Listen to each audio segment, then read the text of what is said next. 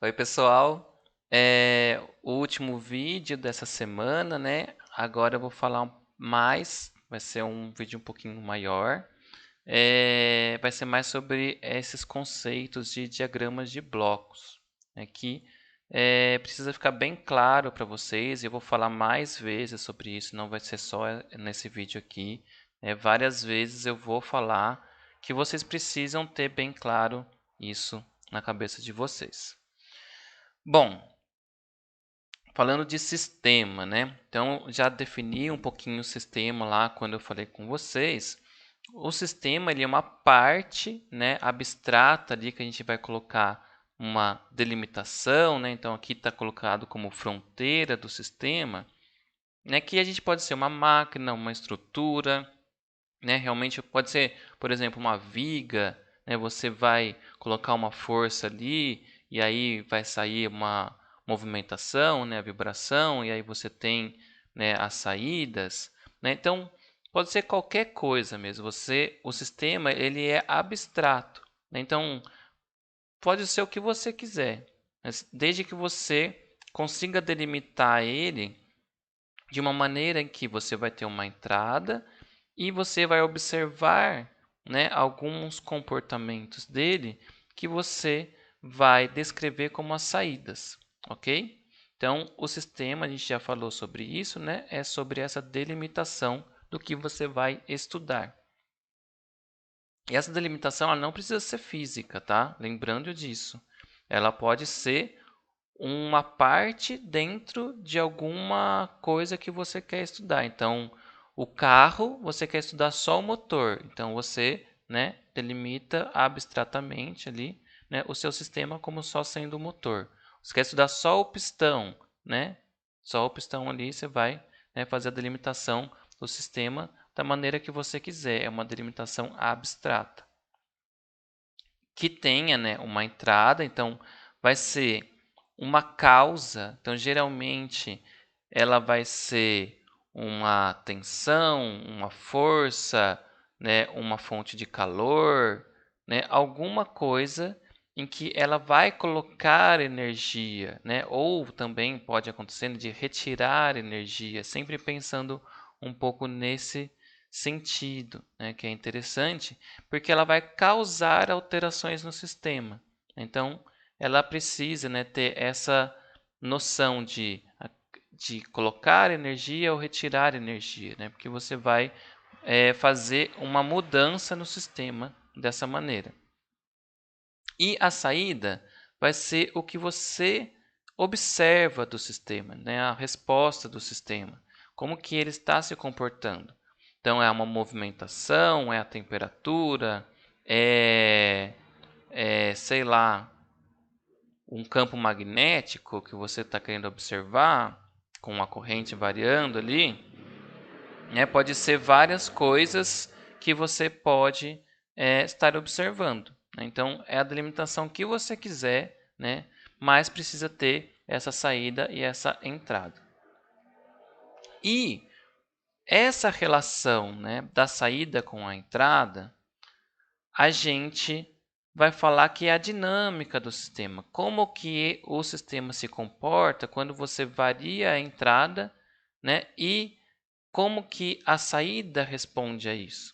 Então, quando a gente tem uma variação na entrada e você observa a saída e ela tem uma determinada movimentação, a gente chama que isso é a dinâmica do sistema, é como o sistema está se comportando com essas entradas variando. Então, como eu disse, né, a entrada ela vai ser uma causa de mudança no sistema, né, e vai ter um efeito que você vai observar com as saídas, ok? Tenho duas definições aqui que eu geralmente chamo sempre de planta, mas tem uma definição que é diferente, né, para processo. Então, a planta ela é o equipamento físico mesmo, né, a máquina, sei lá, o forno, né, a parte física, né, o equipamento que realiza uma determinada função ali, uma determinada operação, né, como está escrito ali. Já o processo, ele é a própria operação, né? Ele é a operação realizada em um determinado equipamento. Muitos autores vão falar que você controla o processo, outros vão falar que você controla a planta. Eu prefiro falar que controla a planta, né? Que é o que você está realmente, né? Porque o processo em si, né? Ele é uma coisa um pouco mais abstrata, né? Na minha cabeça, tá? Então isso que eu estou falando já é uma conceituação minha. Então por quê? Por exemplo, se você tem ali, tem no processo falando que é uma característica que pode ser mudada, pode ser uma característica química, né? Pode ser biológica, pode ser várias coisas.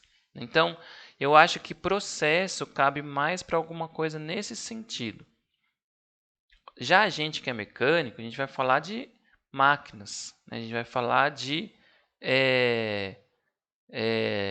alguma linha de produção, que seja, né? Mas que envolva uma máquina, alguma coisa, motor, né? A gente não vai mexer com um produto químico, a gente não vai mexer com o pH, né? A gente não vai mexer com bactérias, né? A gente não vai mexer com isso.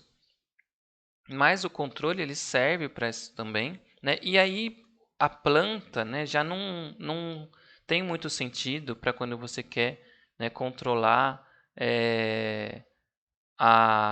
um ambiente, né, de bactérias ali, né? É uma coisa começa a não soar muito bem, né?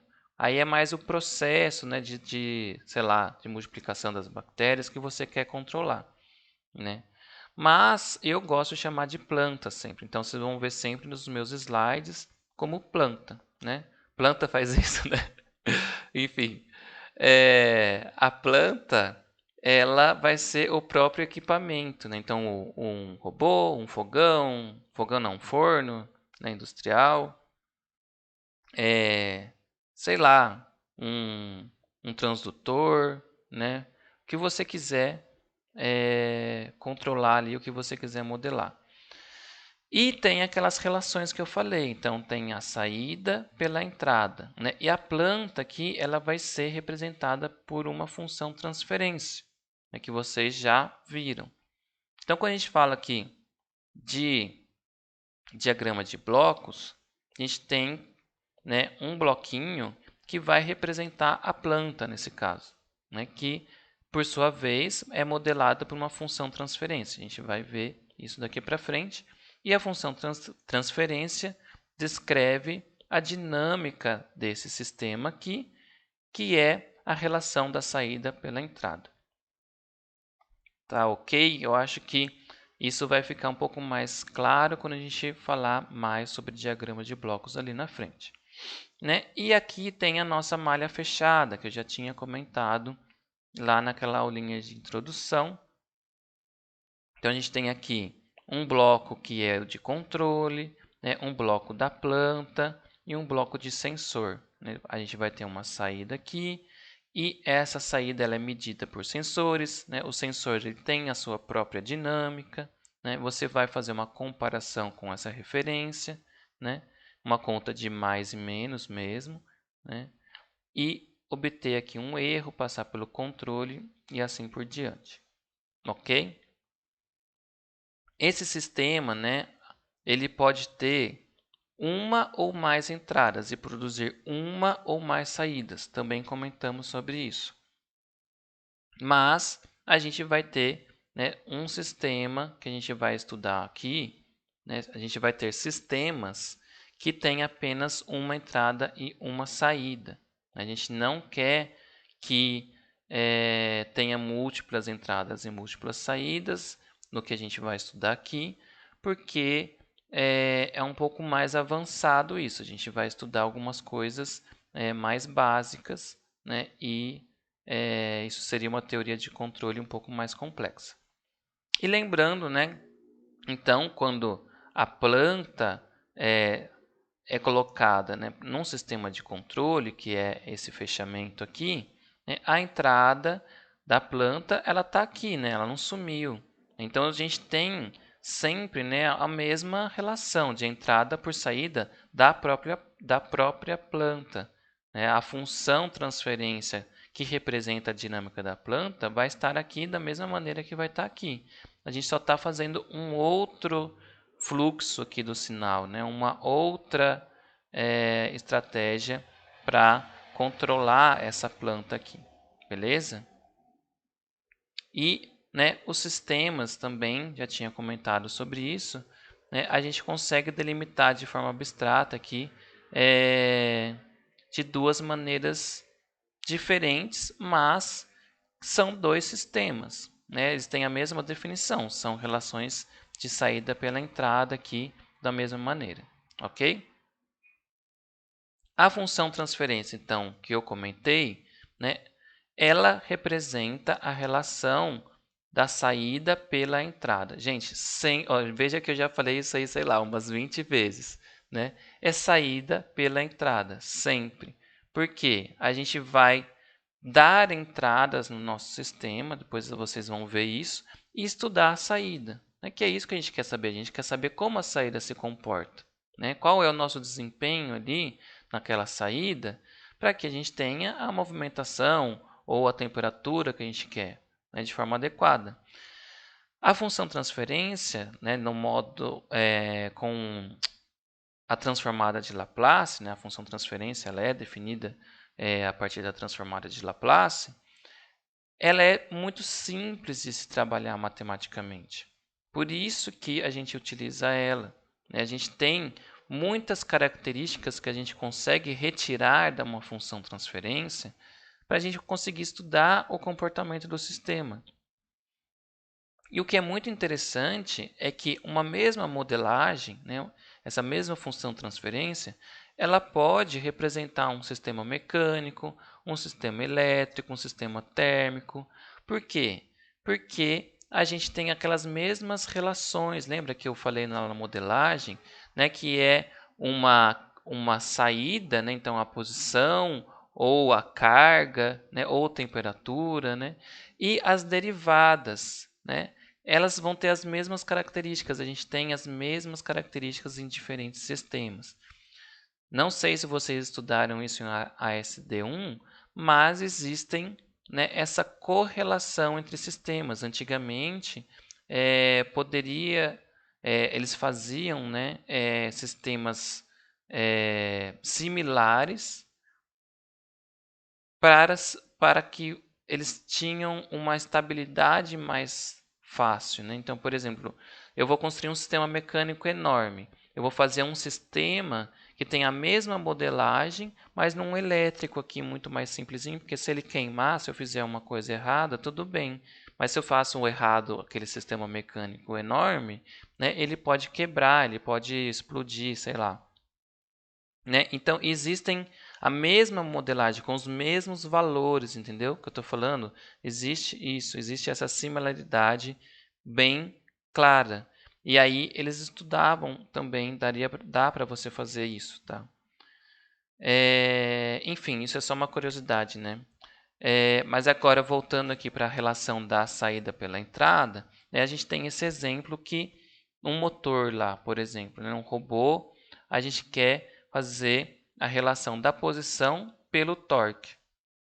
Se a gente faz a relação da posição pelo torque, a gente está definindo que a nossa saída é a posição e a entrada é o torque ali num membro do robô, por exemplo. E isso vai ser a nossa função transferência. Beleza? A gente tem essa relação da saída pela entrada. A saída ela não precisa ser só isso. Né? Ela pode ser, né, posição, velocidade, a força no efetuador ali. Pode ser várias coisas. Né? A gente não precisa se limitar a uma só. Né? A gente pode ter várias. Ou uma delas. Né? A gente não precisa se limitar, porque a gente pode querer, né, estudar diferentes saídas. E essas diferentes saídas vão definir diferentes sistemas. Né? Se a gente está falando que a saída vai ser só posição, estou delimitando, né, de forma abstrata o meu sistema de uma determinada maneira. Se vai ser só velocidade, vai ser de uma outra maneira. Né? A função transferência ela vai ser diferente. Entendeu?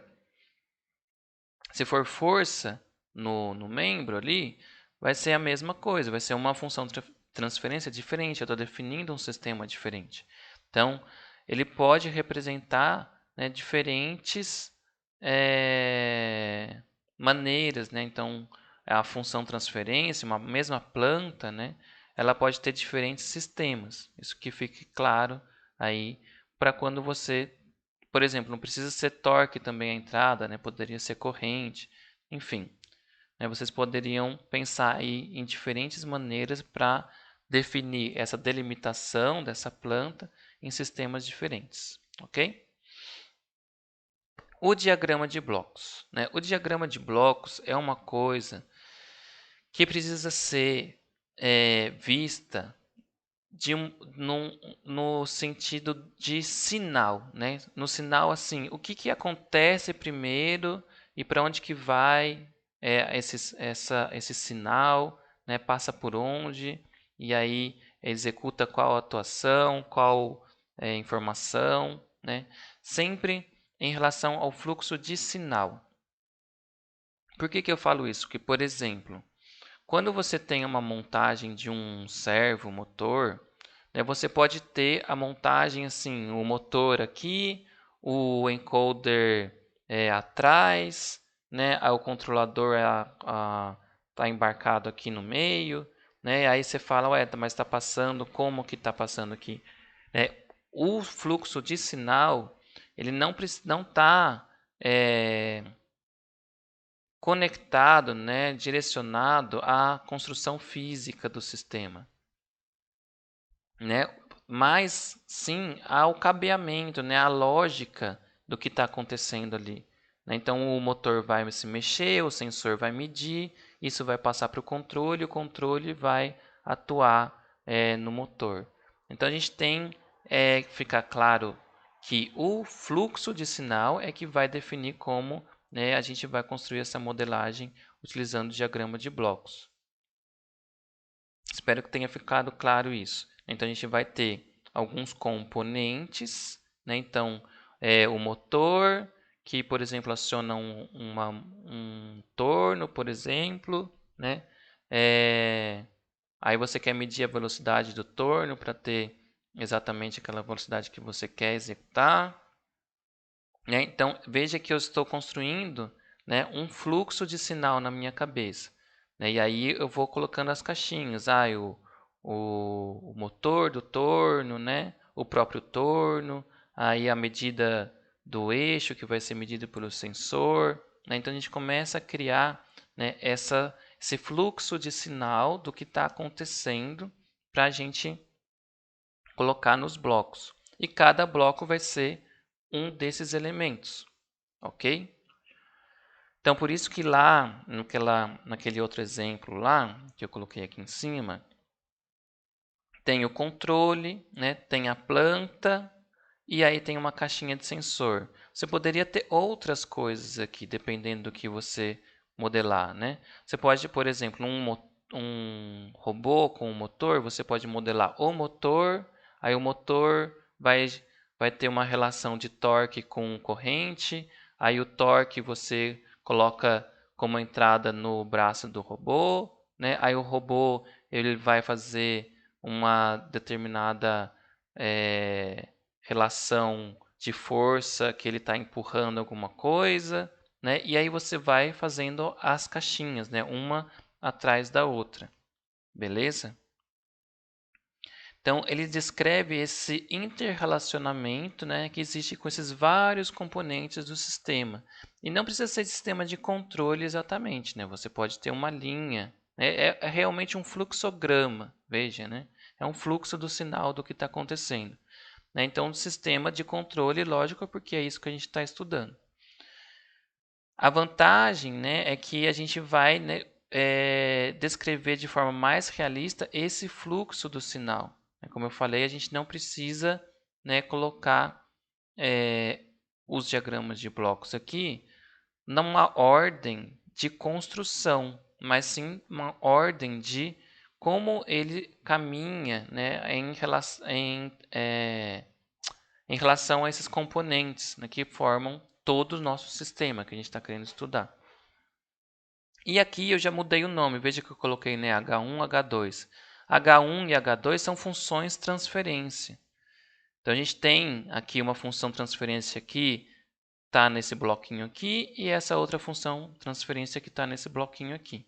Pode ser qualquer coisa isso aqui, não precisa ser controle, não precisa ser nada, tá? É só um exemplo genérico, né? Mas no nosso caso, como a gente vai estudar controle, né, na minha cabeça já fica claro que essa aqui é a função transferência da planta e esse aqui é a função transferência do controle, ok? A gente vai ver qual é mais vantagens ainda, né, dessa descrição por diagrama de blocos, né, dessa representação. Né, porque a gente consegue, de forma fácil, né, observar, né, toda essa interligação entre os componentes. E além disso, a gente consegue, como eu falei, né, do motor com o robô lá, por exemplo. Então a gente tem um controle, a modelagem do motor, o do robô, de alguma coisa que ele está empurrando, né? A gente tem essas várias modelagens e esses vários componentes eles são representados por funções de transferência de forma isolada, né, um do outro. E isso nos possibilita observar a contribuição de cada um desses componentes, né, no desempenho global de todo esse sistema. Então, porque se eu colocar um outro motor, o que aconteceria? Né? Uma outra modelagem ali do motor. Né? Como que isso vai interferir em em todo o meu sistema, né? Em todo o funcionamento do sistema? Veja que isso nos possibilita estudar cada componente de forma isolada para melhorar, né, o desempenho do sistema geral. Essa facilidade na visualização da operação do sistema também, né, nos ajuda a entender todo o funcionamento, porque às vezes no físico, né, fica tudo muito escondido.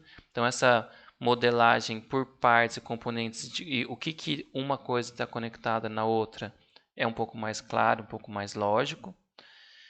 E contém informações relativas ao comportamento dinâmico do sistema, né? Mas não inclui nenhuma informação sobre a construção física do sistema.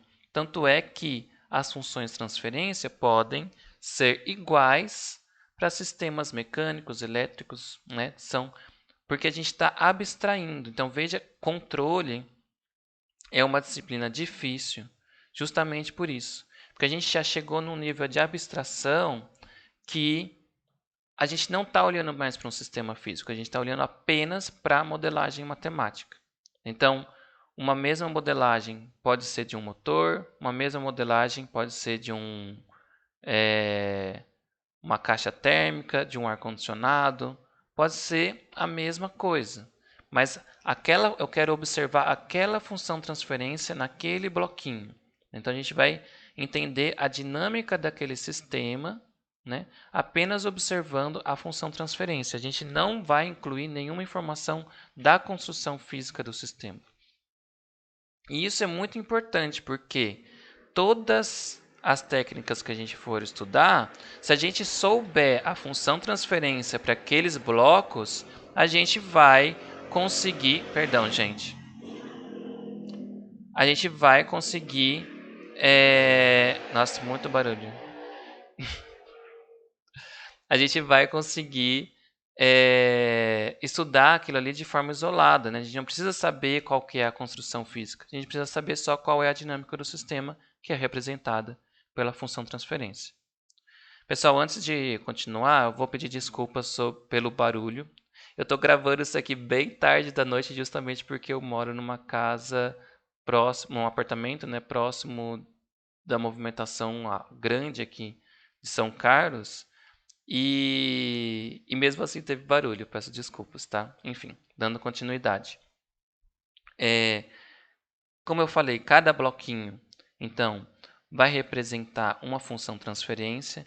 Então, aqui a gente vai ter a relação da saída pela entrada, é representada por essa função transferência aqui. Esse bloco ele vai ter a mesma função transferência, mas veja aqui agora assim, ó, a saída desse bloquinho está aqui, beleza? Que é a mesma saída do nosso sistema global, né? Mas a entrada agora é isso aqui. Então, a função transferência do nosso sistema global não vai ser mais o H1, né? Vai ser uma continha que a gente vai fazer mais para frente. E aqui é a mesma coisa, ó. A gente vai ter uma função transferência que está relacionando essa saída aqui com essa entrada aqui que está aqui no meio. E a entrada desse daqui é a saída do H2. Tá vendo? Aqui é a saída do H2 e a entrada é esse daqui, ó, né? Que vem depois da bolinha aqui do mais menos, né? Que é do somatório. E a gente vai ver como fazer essas contas aqui. Como eu falei várias vezes, a gente está vendo o sistema CISO, então é uma entrada só e uma saída só, né? Sempre isso. Por quê? Porque também, né, em MIMO, isso aqui seria um pouquinho diferente, tá? Principalmente quando a gente está conectando os blocos aqui, seria um pouquinho diferente, mas não vou comentar isso, tá? Não é necessário aqui no curso da gente.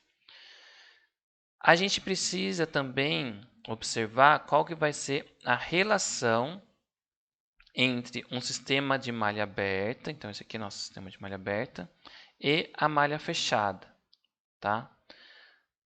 Uma coisa que eu já vou pontuar aqui, eu acho que eu já até comentei, né, talvez na aula síncrona, é que a gente vai ignorar a dinâmica dos sensores. A gente vai considerar que ela é tão rápida que ela pode ser ignorada. Ela não é representativa suficientemente para interferir na nossa dinâmica aqui de controle, beleza? Então, isso aqui a gente vai fazer igual a 1 e fazer como uma retroalimentação unitária, que a gente chama, tá? Feedback unitário. Então, isso aqui é como se não existisse, você conseguisse fazer essa retroalimentação aqui diretamente. Bom, como que a gente faz essa continha da malha aberta? Ela é bem simples e direta. Já falei que função transferência é a relação da entrada, da saída pela entrada, beleza? E o H1 é a função transferência que está aqui nesse bloco. Então, veja, B sobre A, ele tem que ser igual a H1, né? Mas como que a gente chega nessa continha? B, ele é o A vezes o H1, tá? Ó, então, veja que isso aqui vai ser esse sinal que entra, ok? Então, é a entrada vezes a dinâmica do sistema. Então, a saída, vou repetir, a saída, ela é a entrada vezes a dinâmica do sistema. Então, qual é a dinâmica do sistema? É B sobre A, ok? Que é a saída pela entrada. Então, aqui a gente tem B, que é a saída, é igual à dinâmica do sistema vezes a entrada. Passei o A dividindo, tenho a função transferência H1. Tranquilo, beleza? Vamos dificultar um pouquinho. Fiz um feedback aqui. O feedback, né? Agora eu tenho uma comparação entre esse sinal e esse sinal. Comparação eu falo porque quando a gente está falando de uma referência, estou comparando a saída com a referência. Mas simplesmente é uma continha de menos. Tá? Ó, veja que aqui é o A, está entrando como mais, e o B está entrando como menos. Então, o C ele vai ser igual o A menos o B. Ok? Vai ser uma equação a mais que a gente vai incluir agora. Então, mesma coisa.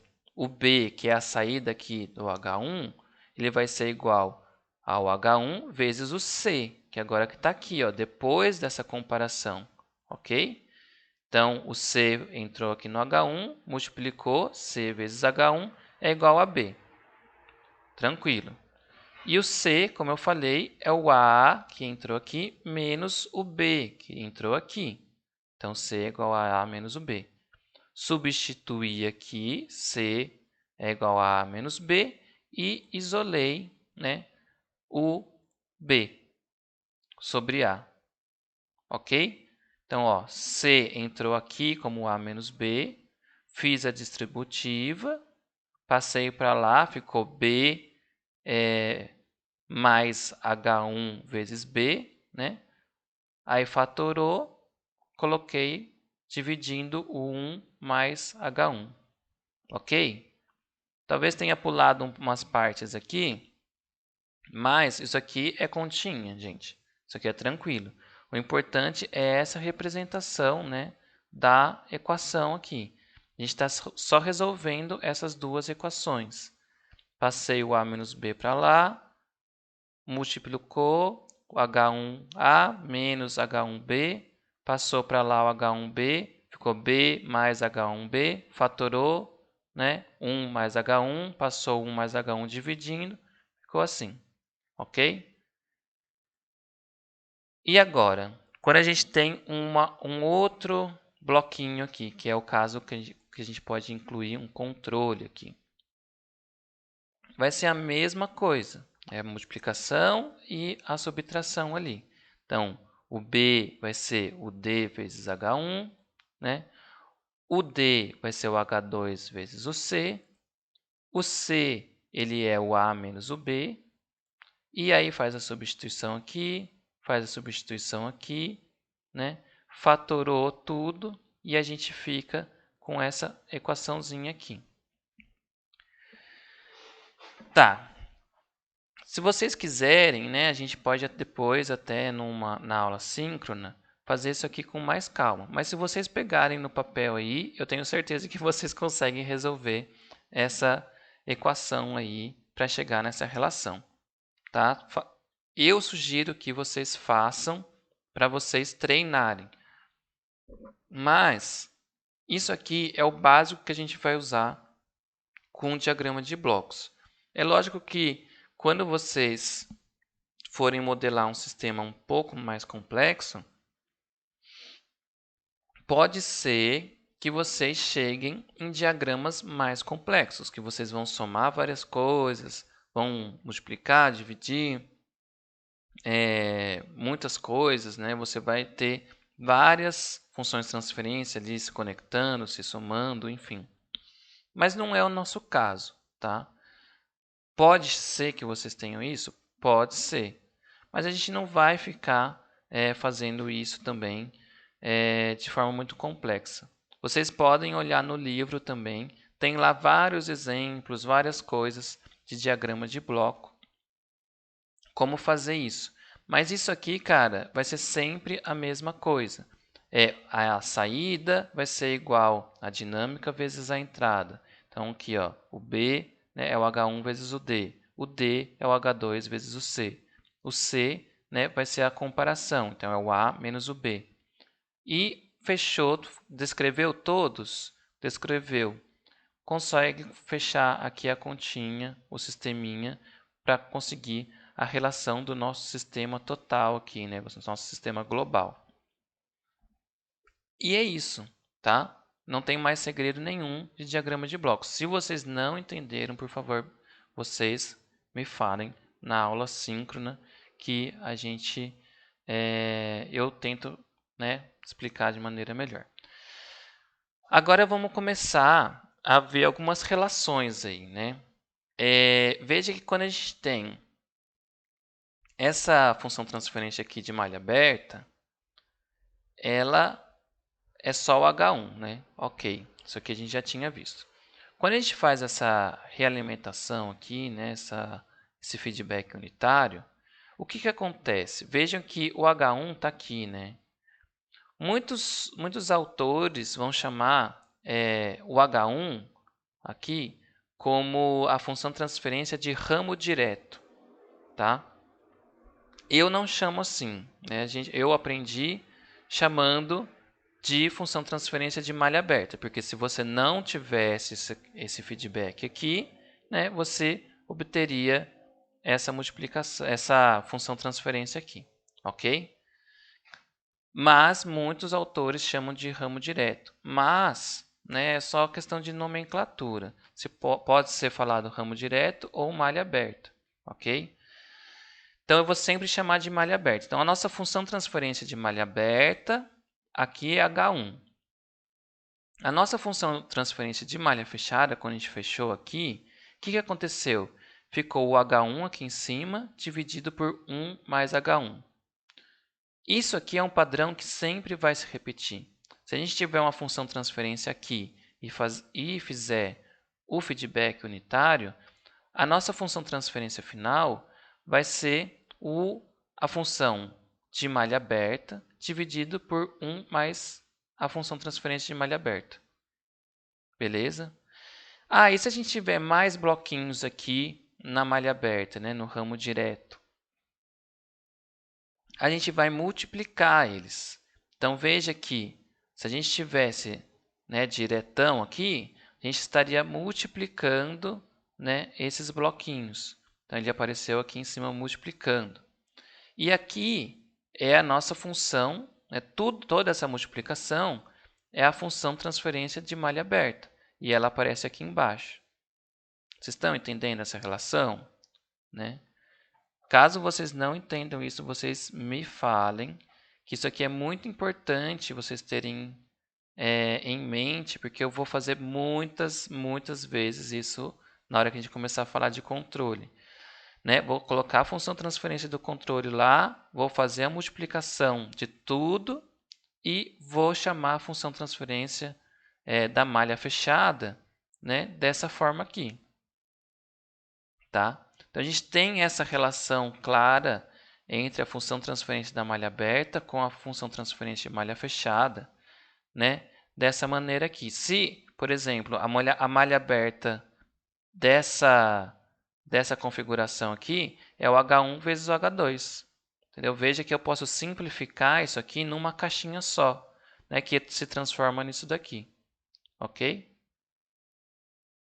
Espero que vocês tenham entendido isso. Né? Ela é um pouquinho confuso, né? Mas se vocês treinarem aí fazendo as continhas, vocês vão entender isso que eu estou falando.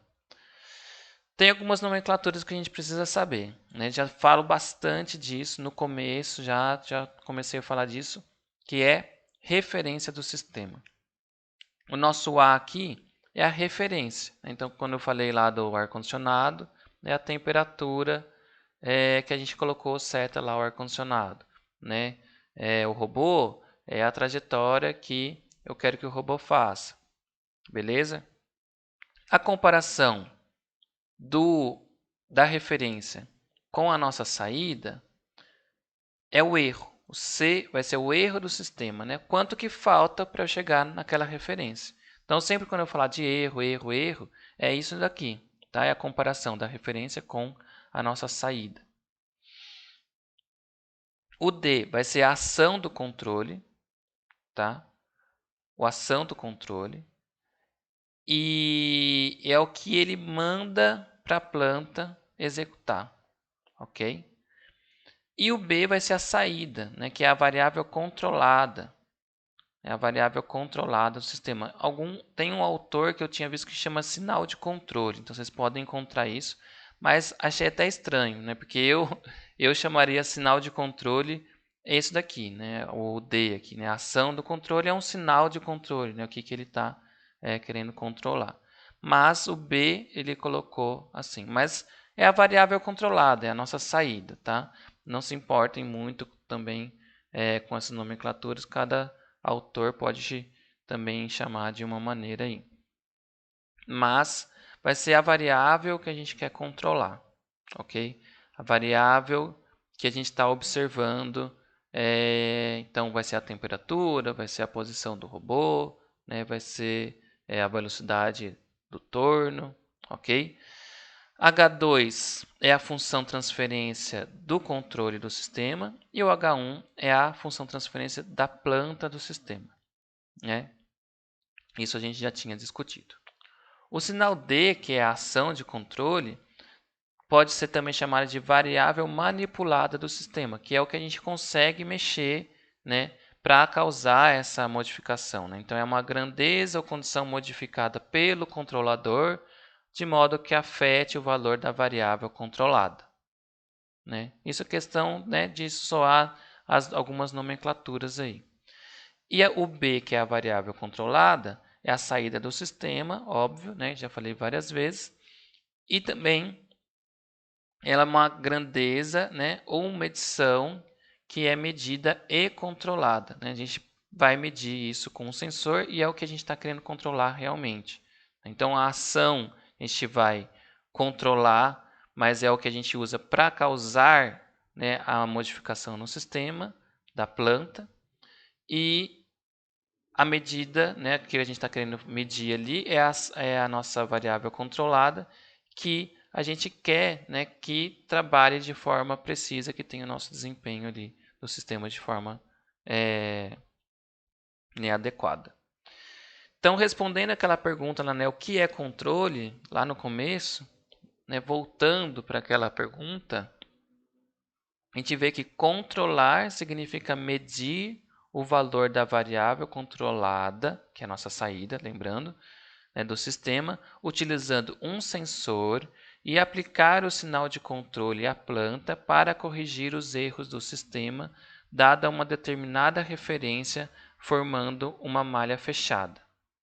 Tá? Então, a gente está fazendo aí uma definição de controle, né, baseado nas nomenclaturas que a gente colocou.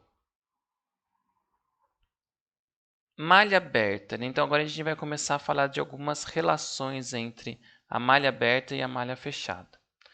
Então, a malha aberta, eu comentei, eu acho que isso um pouco na introdução, quando eu falo lá de robustez, né, que o controle ele vai trazer isso, né, o feedback, né, a malha fechada, ele vai trazer isso para o sistema. É porque quando a gente tem um distúrbio ali, então faz de conta que, vamos pensar,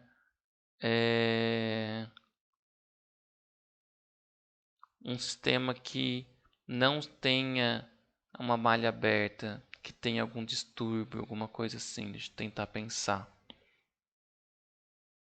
Um ventilador, vai, pensando num ventilador. Se você tem uma outra corrente de ar ali, né, ou, poxa vida, não é um interessante. Mas enfim, quando você tem uma malha aberta, né, e você tem algum distúrbio que está atrapalhando o seu sistema ali, deixa eu pensando assim num forno, por exemplo, né? Que um forno desses que a gente usa em casa, não industrial, que é controlado. Né? A gente não sabe exatamente, por isso que às vezes o tempo está seco. O tempo está seco, às vezes o negócio assa um pouco mais rápido. Né? Está muito úmido, está meio frio, não assa tão rápido. É porque mesmo que você coloque ele na mesma temperatura, né, que a gente tem no forno. Porque esses distúrbios, né, que são as variações que acontecem no sistema, eles não são compensados, porque você não está medindo a temperatura, né, do forno. Você tem ali uma noção da intensidade que o forno tem do calor ali e, né, e como ele é vedado. E aí eles falam, aquela ali vai ser uma temperatura tal. Mas muitas vezes isso varia com a umidade do ar, com a temperatura ambiente, né? Porque são distúrbios que não são compensados. Isso é uma malha aberta. Você tem uma ação que é o fogo ali, né, do forno, e você tem, né, uma saída que é a temperatura que você está observando.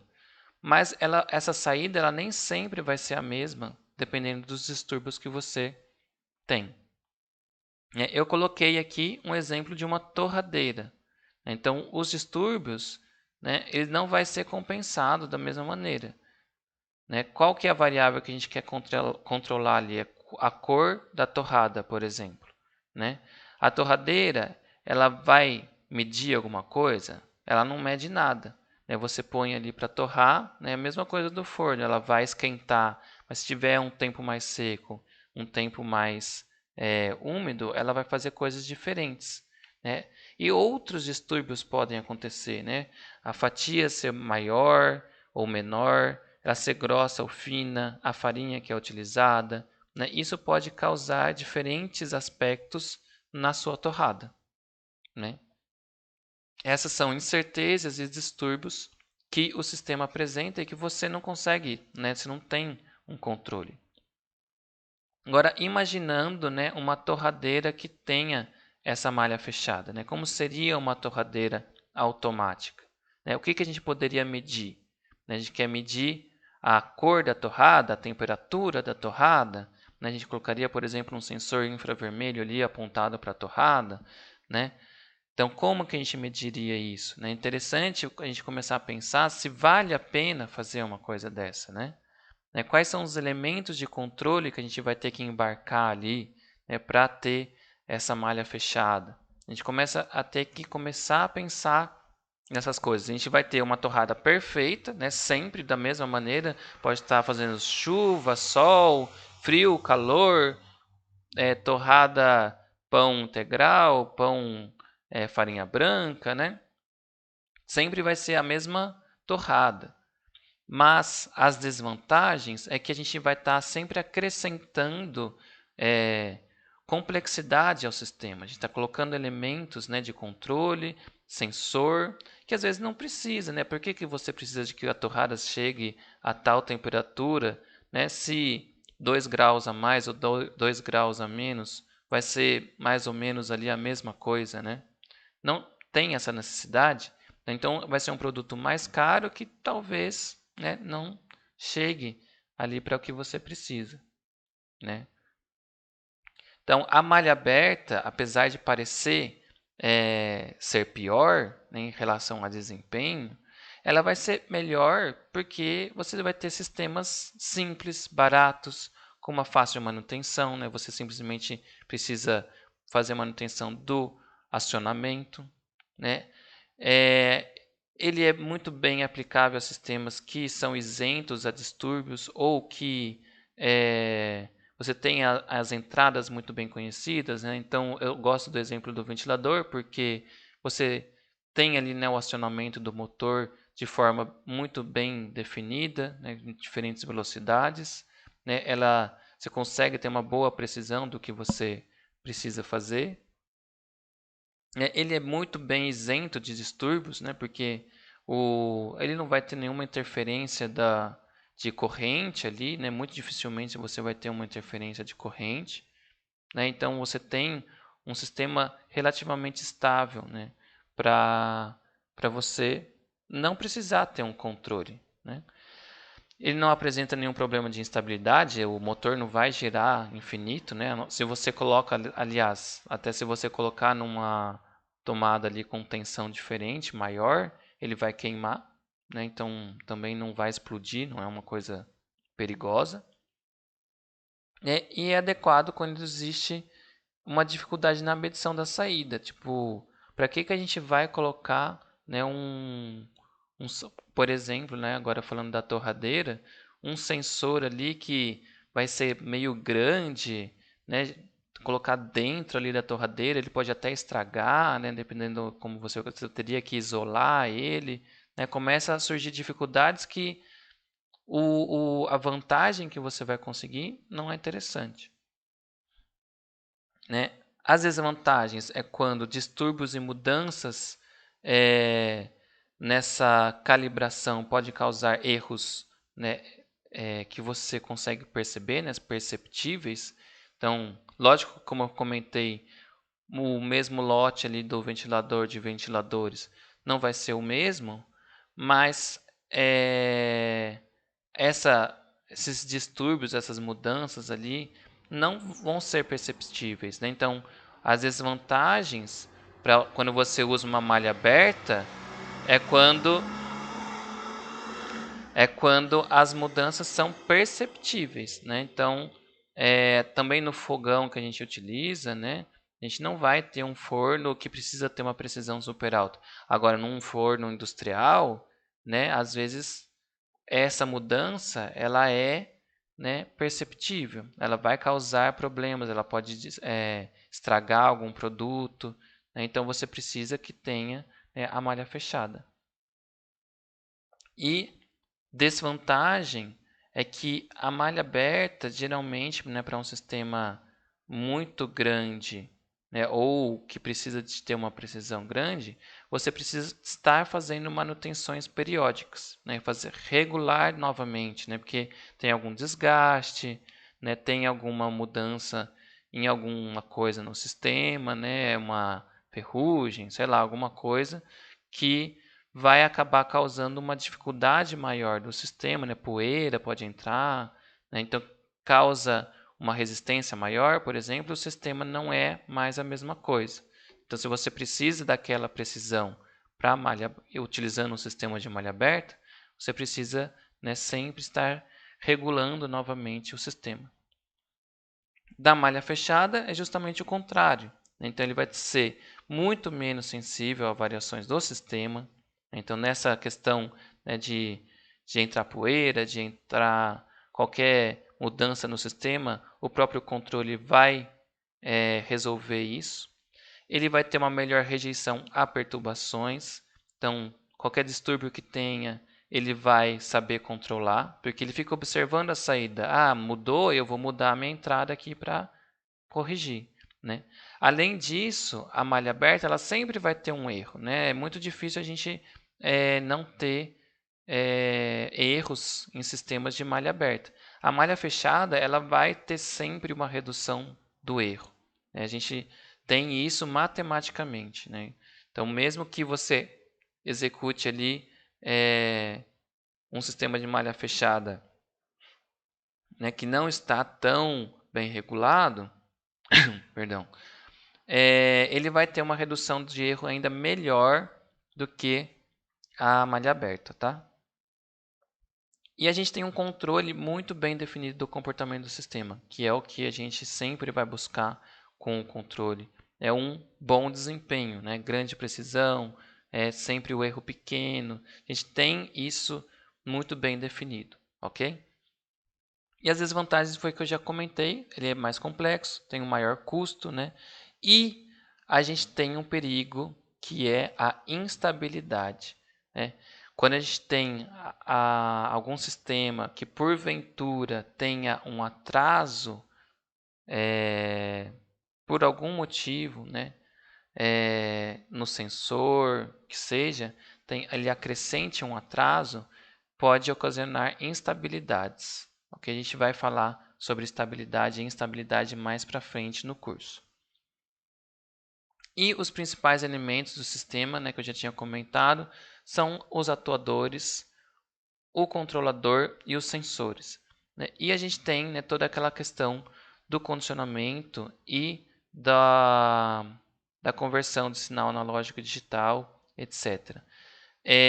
Muitas vezes a gente vai ter a malha aberta fechando aqui, ó, ainda tendo um processamento digital. Você, né, se você for estudar um sistema ainda de malha aberta, você pode ter, né, uma referência digital, né? Então pode ter isso aqui, né? Ou ainda você já tem, né, diretamente a atuação aqui. Então tanto no processamento digital ou aqui já, né, logo antes do atuador você já tem um acionamento, como é o caso de muitos desses sistemas que eu já citei, né? Um forno convencional, né, um ventilador, etc. Ok? Tem aqui alguns exemplos de sensores, atuadores e controladores, mas eu acho que eu já falei muito, né? Vou colocar lá no Moodle os slides, vocês podem olhar, né? Tem diferentes elementos aí que são os controladores, diferentes elementos que são atuadores, né? E diferentes elementos que são sensores. Isso aqui tudo vocês vão ver naquelas disciplinas que eu comentei, né? Instrumentação e interface. Sistemas controlados, os sistemas controladores aqui, né?